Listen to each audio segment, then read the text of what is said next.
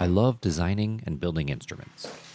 I know I'm not saving the world, but putting these tools in the hands of musicians who can transform them from simple objects into pure joy is close enough for me. Today I'm making a double neck headless lap steel inspired by Paul Bigsby's designs with dual string benders on each neck. This instrument can provide pedal steel tones and textures without the cost, setup time, and transportation issues that beset the average pedal steel player. Let's get started.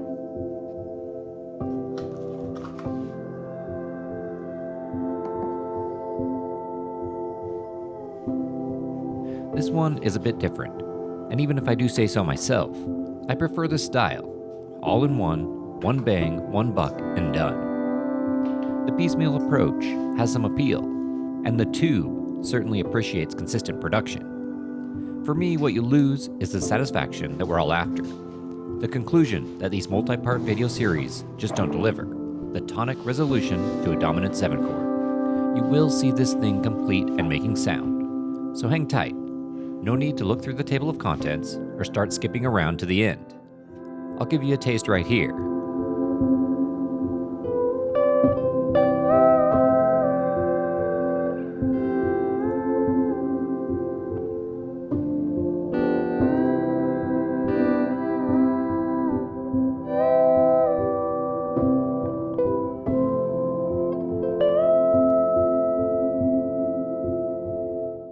If you like it, stick around and watch how it was made. I hope you'll support my efforts by liking and subscribing, sharing, and joining my Patreon. You can get your hands on these Fusion 360 files with all the CAD and CAM to make one yourself, or learn to design and build your own, and at the same time help support the channel.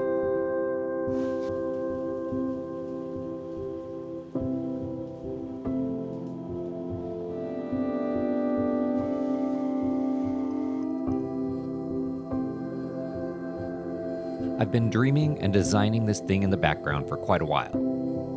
And in this revision, it's as simple to build as possible. I've made enough solid body instruments to have this process nailed down fairly well, so it should go smoothly.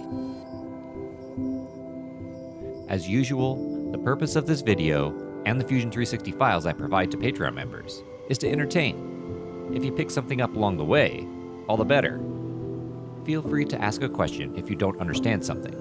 But most of all, enjoy.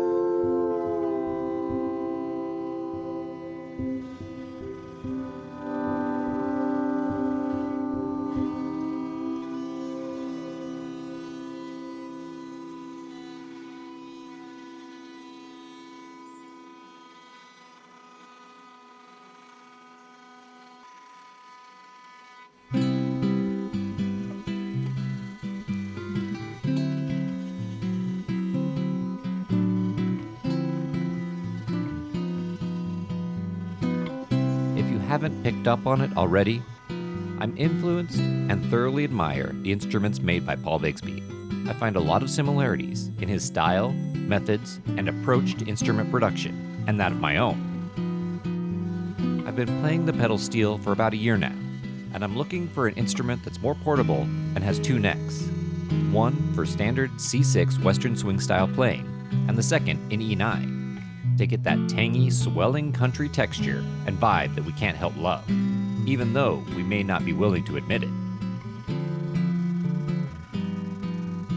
I also hope to make my life a little easier, traveling and setting up for gigs. This gal checks most, if not all, of these boxes for me.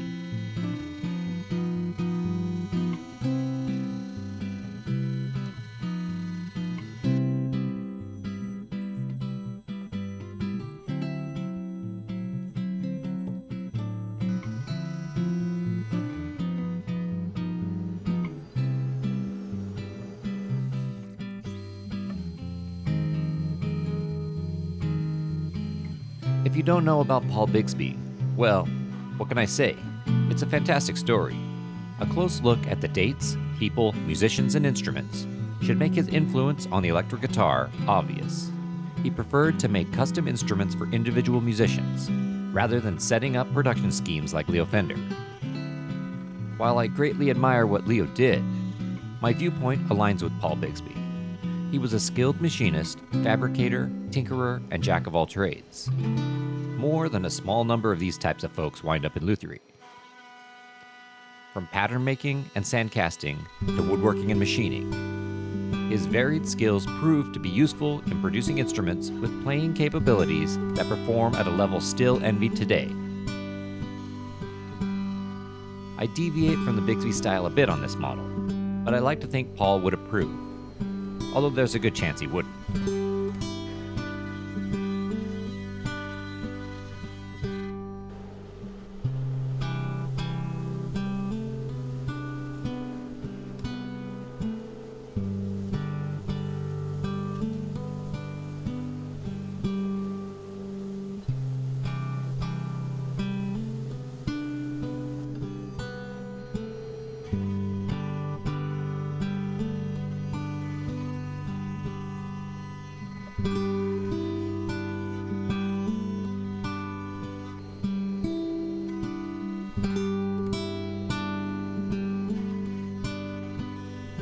These iconic shapes, developed in no small part by Bigsby, help fuel the fire of modern design, affecting us all in ways that we hardly even perceive today. Some time ago, I began to think about the divergence away from classical proportional design toward contemporary shapes that we seem to prefer in many ways today. The traditional approach to instrument design and proportional relationships has remained strict from the time of Stradivari and Guarneri until the current day, at least when it comes to violin family instruments. However, there are some interesting variances, but let's save that for another time. For now, let's fast forward up to the 40s and 50s, where instrument shapes, similar to the one I'm making here, begin to change the tide, developing a trend we're still riding today.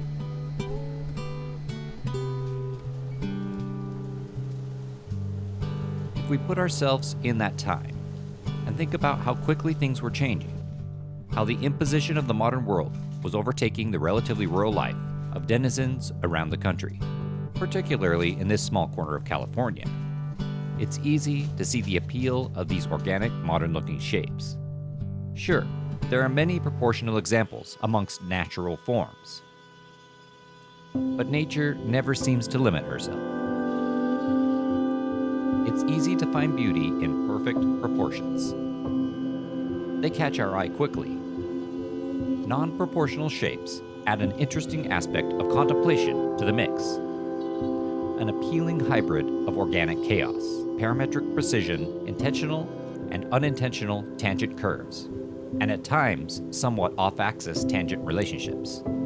Even though these familiar contours have a nostalgic feel today, in a way, they still provide a feeling of modernity, and we continue to find them around us, even reflected in modern-day products, and specifically in modern instrument design.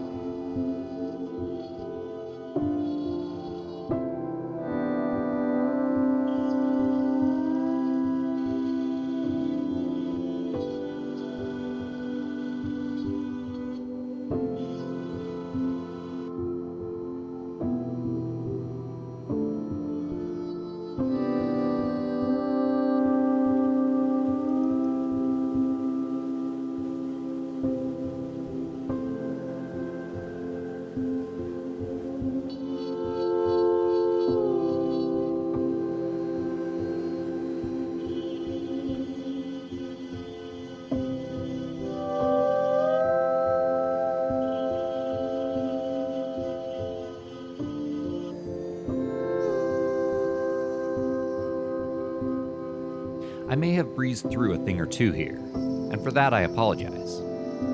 Believe it or not, I'm not perfect, and there are more than a few things that I haven't tried yet in this art we call lutherie. This was my first attempt at applying a big sheet of veneer, and I learned a lot, mostly what not to do. But I picked up a few gems. I don't do much finishing on the channel either. I thought I would save some of those tricks for another video. Yet another reason to like and subscribe. The tone woods used here are not exactly what Mr. Bigsby would have picked, but they are definitely, within the spirit, inspired by the instruments he produced. I tend to use clear finishes that show the wood, instead of contrasting color tones pigmented in a sunburst. I prefer the use of contrasting tone woods. I knew the veneer figure was going to be unique. I needed a darker and equally appealing wood to contrast with the flame maple veneer. I chose African mahogany, not only because I had the pieces in my shop to put together this blank, but also because I really love the grain texture and color it provides naturally, without pigment or finish tone of any kind. I'm also accenting a few pieces, like the top cover plate, the risers for the headstock tuning machines, and the output jack cover in bird's eye maple. I'm certain that Bigsby would approve. He made use of the material extensively, and I also love the look.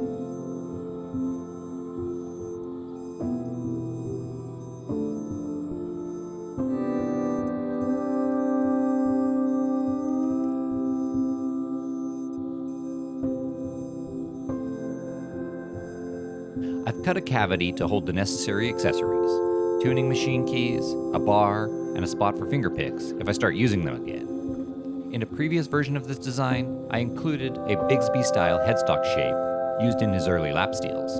I'm not a fan of pointed headstocks, and I've always liked the pedal steels that use a hex key for tuning, eliminating this unappealing feature, in my opinion. Feel free to disagree, and if you would prefer, I can also post the Fusion 360 file of the first version. I found these headless guitar bridges and thought they would do just the trick. So far, I really like them, and they've saved me more than 8 inches of length in the design, making the case that I will eventually build, and the overall portability of the instrument much improved. I used 2 wraparound bridges from Tone Ninja. If you know someone acquainted with them, I'd be happy to help them improve my negative experience. Even though I ordered 2 identical wraparound bridges, I received 2 different parts, one with post adjustments and the other without. I checked the part numbers. They matched. These parts came with threaded posts, but without bushings, to install them in the instrument.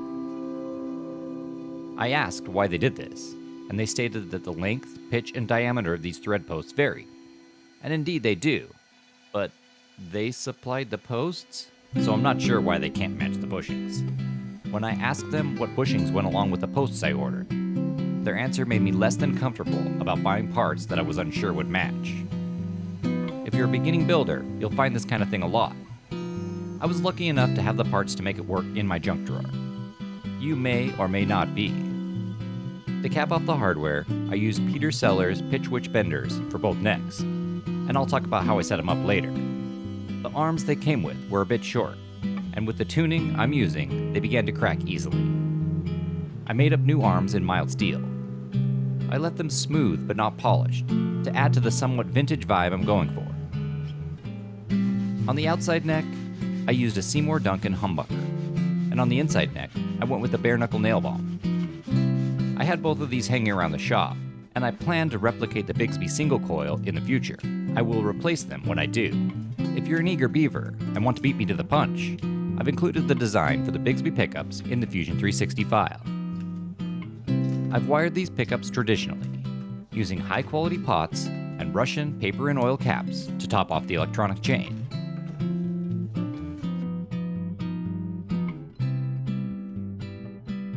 Okay, let's get to the meat and potatoes, the stuff about how this machine actually kills fascists, the grit and dirt of why I designed and made this beast, what I use it for, and how I play it. I've been playing the C6 pedal steel for about a year. The desire to add an E9 instrument has been slowly building pressure. Simultaneously, I've been struggling with the portability and setup and teardown time required with pedal steels. Using these points as design constraints, and inspired by the wonderful work of Paul Bigsby, I put together this design. It's It's a 6-string C6 on the back neck. I'm using Peter Seller's pitch witch benders on the 4th and 5th strings, pulling up a half step. They help with typical slants and primarily give me a dominant chord inversion in a place that's fun to play with. On the outside neck, I have it set up in E9 tuning. I wanted to get some typical E9 rolls, whines, cries, and bends on this neck, typical of the country genre. I'm bending the 3rd string up a half step and the 4th string up a whole. Okay, I'm limited a bit in that I'm not bending up the 6th string to match the octave, and I have to avoid using it in places. But I can get some interesting Western-style licks out of it. I like how the benders imitate the A and B pedal and move to the 5 chord from the root position, or back to the root from the 5 chord.